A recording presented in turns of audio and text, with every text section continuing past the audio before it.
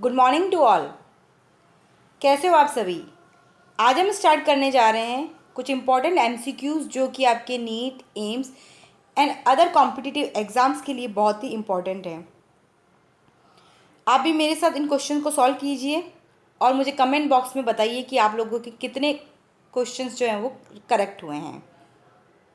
तो चलिए स्टार्ट करते हैं हमारा आज का वीडियो। अगर आपने अभी तक मेरे चैनल को सब्सक्राइब नहीं किया है तो इसे लाइक, शेयर और सब्सक्राइब कीजिए। First question is the relationship between orchid and bumble B is. Orchid और गुंज मक्षिका के बीच क्या संबंध है? फर्स्ट ऑप्शन है कॉमनसेलिज्म यानी सहभोजिता। सेकंड ऑप्शन इज म्यूटलिज्म, सौपकारिता। थर्ड इज द प्रिडेशन, परभक्षण। And fourth is the parasitism, it means परजीविता। तो ऑर्किड एंड बम्बल बी के बीच में जो रिलेशनशिप होता है वो कौन सा होता है? तो दोनों का ही जो होता है इसमें प्रॉफिट होता है और इस टाइप का रिलेशन जो होता है उसे हम कहते हैं म्यूटलिज्म। इट मीन्स ऑर्किड जो हो रहा है वो उसको क्या प्रॉफिट हो रहा है कि बम्बल बी जब उसके ऊपर बैठ रहा है तो बम्बल बी वहाँ से पॉलिनेशन कर रहा है उसके लिए, और साथ ही बम्बल बी को क्या प्रॉफिट हो रहा है कि वो उसमें नेक्टर जो हो रहा है वो उससे गेन कर रहा है। तो इट मीन्स स्वभोजिता, यानी दोनों का ही क्या हो रहा है, इसमें प्रॉफिट हो रहा है। नेक्स्ट क्वेश्चन जो है यानी इसका क्वेश्चन हो जाएगा सेकंड सही। नेक्स्ट क्वेश्चन है विच of the following is the main cause for the loss of biodiversity. निम्न में से कौन जैव विविधता की क्षति का मुख्य कारण है? फर्स्ट ऑप्शन जो है वो दे रखा है हैबिटेट लॉस यानी आवासीय क्षति। सेकंड जो दे रखा है विदेशी जातियों का आक्रमण, it means invasion of alien species. Third है keeping animals in zoological parks, जंतु उद्यानों में प्राणियों को रखना। And fourth option is over exploitation of natural resources. तो बायोडाइवर्सिटी लॉस जो है हो रही है तो उसका मेन रीज़न क्या है? ऐसे तो सारे ही जो है वो करेक्ट है, बट मेन जो रीज़न है वो है first habitat loss, it means आवासीय क्षति। देन नेक्स्ट क्वेश्चन है विच of the following is not an alien species in India, यानी कि निम्न में से कौन भारतीय प्रसंग में विदेशी जाति नहीं है? फर्स्ट है लेंटाना, सेकंड है धूप ग्रास, थर्ड है कैरेट ग्रास एंड फोर्थ है हाइसिंथ। लेंटाना, धूप घास, गाजर घास और हाइसिंथ। हाइसिंथ इकोनिया को कहते हैं जिसे टेरर ऑफ बंगाल भी कहा जाता है। लेंटाना और carrot grass is the alien species from America, America से आई हुई है, जिसने क्या किया एलर्जिक हो रहे हैं, जिनके पोलन ग्रेन से एलर्जिक हो रही है। तो पार्थिनियम ग्रास जो है जिसको हम गाजर घास भी कहते हैं, तो ये सारी एलियन है। करेक्ट आंसर जो हो जाएगा इसका वो हो जाएगा सेकंड धूप घास। धूप घास जो है कि इंडिया की ही है, ये एलियन स्पीशीज नहीं है। द नेक्स्ट क्वेश्चन जो है हमारा वो है which enzyme of digestive system act in acidic medium. पाचन तंत्र का कौन सा एंजाइम अम्लीय माध्यम में कार्य करता है? ऑप्शन ए जो आपको दे रखा है वो ट्रिप्सिन, बी है पेप्सिन, सी है एमाइलेज एंड डी है HCl। ट्रिप्सिन, पेप्सिन, एमाइलेज और HCl। तो इसका करेक्ट आंसर जो हो जाएगा वो हो जाएगा पेप्सिन, बिकॉज पेप्सिन एंजाइम जो होता है स्टमक में प्रोटीन को प्रोटियोज और पेप्टोज में जो होता है कन्वर्ट कर देता है। ट्रिप्सिन भी प्रोटीन को काम आता है, बट ट्रिप्सिन होता है स्मॉल इंटेस्टाइन में, बट ये प्रोटीओज और पेप्टोज जो ब्रेक डाउन हुए प्रोटीन से उनको dipeptide, tripeptide and amino acids में चेंज करता है। एमाइलेज जो होता है वो कार्बोहाइड्रेट के डाइजेशन में हेल्प करता है। और HCl is the acid present in the stomach. The next question is what role is played by lactic acid bacteria in our stomach। Lactic acid bacteria जो है उसका हमारे आमाशय में क्या भूमिका है? तो फर्स्ट इज बेनिफिशियल यानी हमारे लिए लाभदायक है। सेकंड जो है वो दे रखा है हार्मफुल यानी हमारे लिए हानिकारक है। थर्ड है न्यूट्रल मतलब उदासीन है। फोर्थ है यदा कदा लाभदायक, इट मीन्स रेयरली बेनिफिशियल। तो करेक्ट आंसर इज हो जाएगा फर्स्ट बेनिफिशियल, इट मीन्स ये हमारे लिए लाभदायक है। Next question is which of the following RNA polymerase enzyme catalyze the formation of precursor of mRNA और hnRNA। निम्नलिखित में से कौन सा RNA polymerase enzyme mRNA के पूर्ववर्ती रूप आरएनए के निर्माण को उत्प्रेरित करता है, बिकॉज डीएनए से पहले तो एचएनआरएनए बनता है और फिर एमआरएनए बनता है। तो वहाँ पे कौन सा एंजाइम यूज आता है? तो इसका करेक्ट आंसर हो जाएगा option second, RNA polymerase second. तो करेक्ट आंसर क्या हो जाएगा इसका? RNA polymerase second. Next question, when temperature decreases oxy haemoglobin dissociation curve will become. जब टेम्परेचर डिक्रीज होता है, तापमान में गिरावट आती है, तो ऑक्सी हीमोग्लोबिन का जो वियोजन वक्र होता है उस पर क्या इफेक्ट पड़ता है? First is more steep, second is right shift, third is left shift and fourth is straight. यानी कि अधिक गहरा हो जाता है, दाईं ओर स्थापित हो जाता है, बाईं ओर या सीधा रहता है। तो इसका करेक्ट आंसर हो जाएगा लेफ्ट शिफ्ट, यानी कि बाईं ओर विस्थापित हो जाता है। Next is which of one of the following teeth are protective nature. इनमें से कौन से दांत जो है वो प्रोटेक्टिव यानी सुरक्षात्मक प्रकृति के? फर्स्ट इंसीजर, सेकंड कैनाइन यानी कृंतनक रदनक, देन प्रीमोलर्स अग्र चवर्णक एंड मोलर्स यानी चवर्णक। The correct answer is the incisors, यानी कि कृंतनक जो दांत होते हैं वो क्या होते हैं? वो प्रोटेक्टिव नेचर यानी सुरक्षात्मक प्रकृति के होते हैं। The next is the which of the following is the reason for loss of passenger pigeon, यानी पैसेंजर कबूतर जो है उनकी क्षति का मुख्य कारण क्या है? ऑप्शन है हैबिटेट लॉस, सेकंड है ओवर एक्सप्लोटेशन, थर्ड है एलियन स्पीशीज इन्वेशन एंड फोर्थ है ऑल ऑफ द अबाव। तो आवासीय क्षति, अति दोहन, विदेशी जातियों का आक्रमण और उपरोक्त सभी। तो इसका करेक्ट आंसर जो हो जाएगा वो हो जाएगा ओवर एक्सप्लोटेशन, अत्यधिक दोहन। Next question is how many statement are incorrect for WBC। अब WBC से रिलेटेड कुछ स्टेटमेंट दे रखे हैं, कौन सा उसमें से इनकरेक्ट है, कितने इनकरेक्ट है? तो 4 स्टेटमेंट दे रखे हैं। तो इनमें से पहला जो है they are colourless due to lack of haemoglobin, this is the correct. They are non nucleated, non, ये गलत है। Average count of 6000 to 8000 millimetre of blood and generally long life span in blood. तो इसका correct answer जो हो जाएगा वो हो जाएगा आंसर फर्स्ट। 2 स्टेटमेंट जो इसके अंदर से वो क्या है? इनकरेक्ट है और 2 करेक्ट है। The next is the read the following statement of A to D, A से D तक पढ़ो इसको और इनके बारे में बताना है कि स्टेटमेंट कौन सा जो इनमें करेक्ट है। Liver is the largest gland of the body, liver is situated in the thoracic cavity, hepatic lobule is covered by connective tissue sheath called the hepatic capsules and bile is secreted by the hepatic cells. यकृत शरीर की सबसे बड़ी ग्रंथि है, वक्ष गुहा में यकृत स्थित होता है। हेपेटिक संयोजी ऊतक के द्वारा आवृत होते हैं जिन्हें हेपेटिक आवरण कहते हैं और हेपेटिक कोशिकाओं द्वारा पित्त का स्त्रावण किया जाता है। तो इसमें से करेक्ट आंसर जो हो जाएगा वो हो जाएगा ऑप्शन सेकंड 2। इसमें से 2 स्टेटमेंट जो है वो है करेक्ट है। देन नेक्स्ट क्वेश्चन जो है वो है which one is the first step of respiration, यानी कि श्वसन का प्रथम चरण क्या है? तो इसका करेक्ट आंसर जो हो जाएगा वो हो जाएगा ब्रीथिंग। सबसे पहले हम ब्रीथिंग करते हैं, ऑक्सीजन लेते हैं, कार्बन डाइऑक्साइड रिलीज करते हैं, फर्स्ट स्टेप। उसके बाद में वो ऑक्सीजन जा करके और हमारे ब्लड से टिश्यूज देन सेल्स तक पहुंचती है, देन कार्बन डाइऑक्साइड रिलीज होती है। तो first step of the respiration is the breathing, यानी स्वातन सांस लेना जो है वो श्वसन का प्रथम चरण है। सेकेंड है इन agarose gel electrophoresis. Gel electrophoresis जो होता है जिसमें डीएनए का सेपरेशन किया जाता है, तो उसमें क्या होता है? तो first is the GTP is required, GTP की रिक्वायरमेंट होती है। Both larger and smaller fragments migrate the same rate, 2 बड़े और 2 छोटे अणु की गति बराबर होती है। थर्ड है larger molecules migrate faster than smaller molecule, कि बड़े अणु जो होते हैं वो छोटे अणु की अपेक्षा गति तीव्रता से गति करते हैं।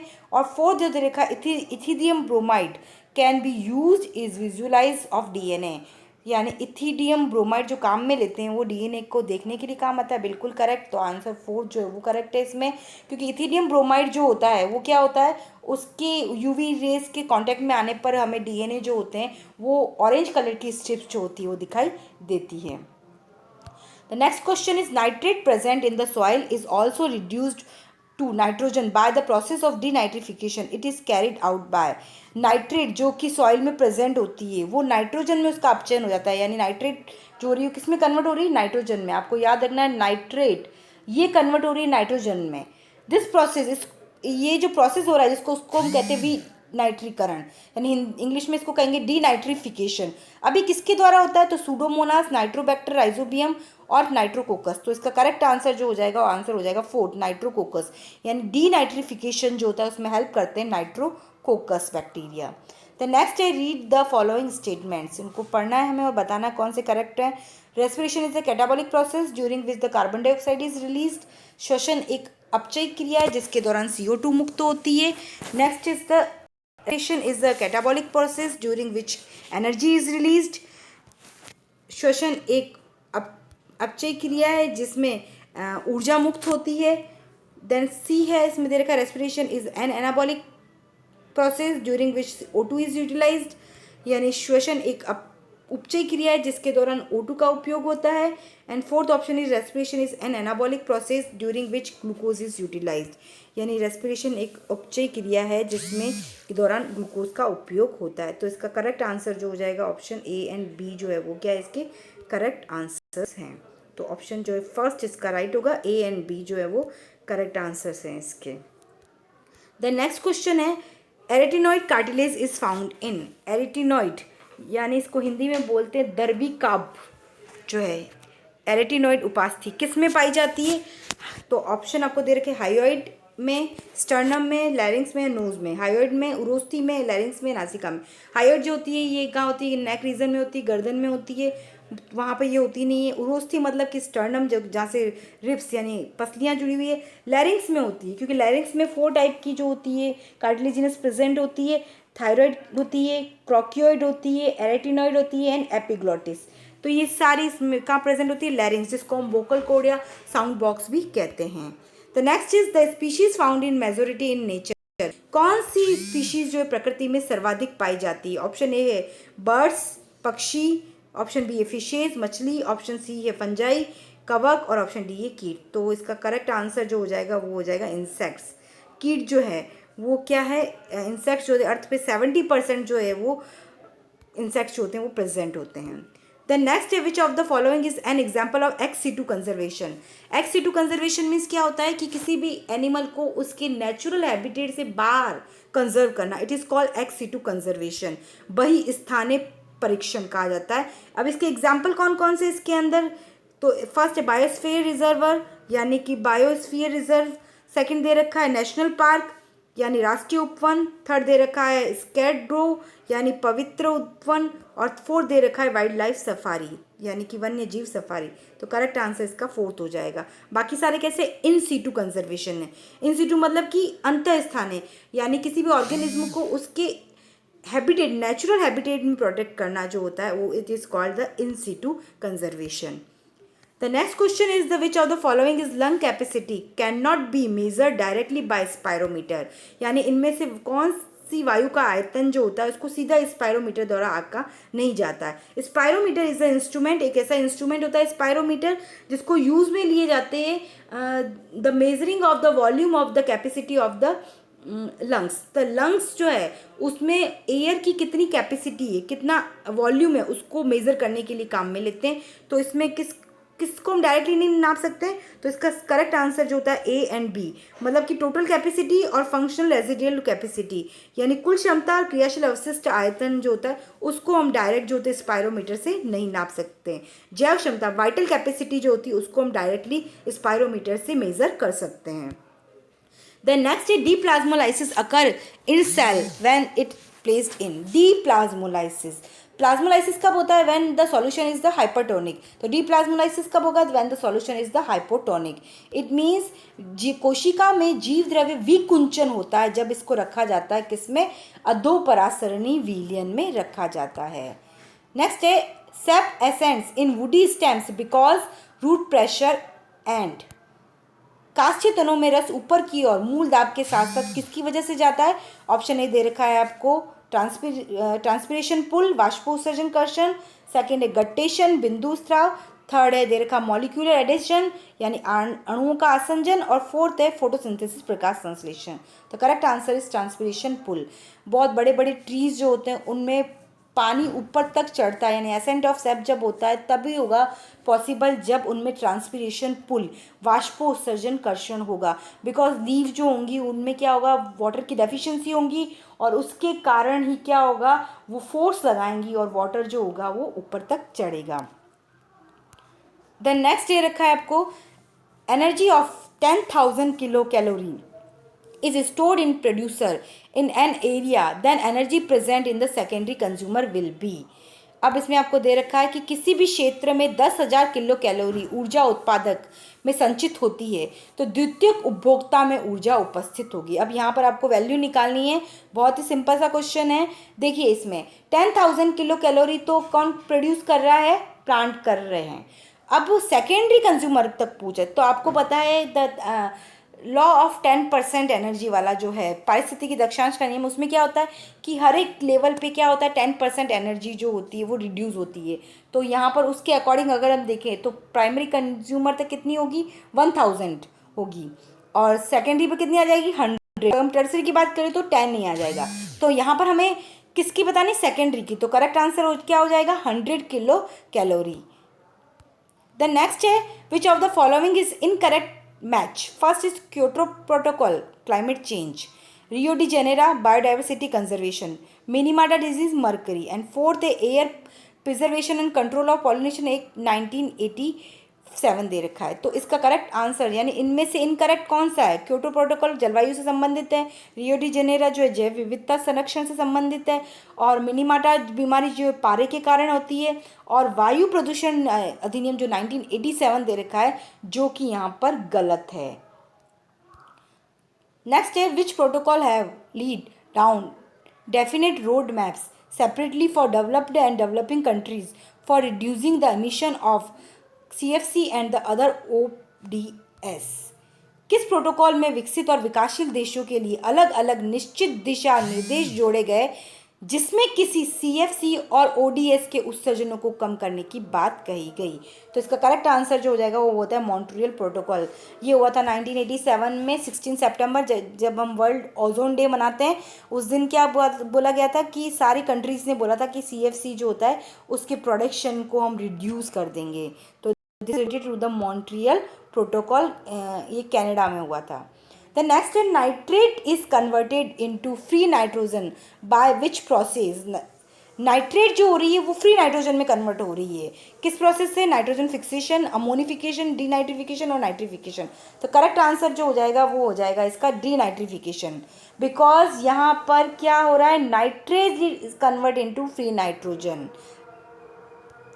द नेक्स्ट क्वेश्चन है, मृदा में उपस्थित नाइट्रेट का नाइट्रोजन में अपचयन होता है तो विनाइट्रीकरण कहते हैं इसे, ये किसके द्वारा होता है। तो करेक्ट आंसर हो जाएगा आंसर 4, नाइट्रोकोकस। नाइट्रोकोकस बैक्टीरिया जो होते हैं it convert into nitrate into nitrogen, free nitrogen. This process is known as the denitrification.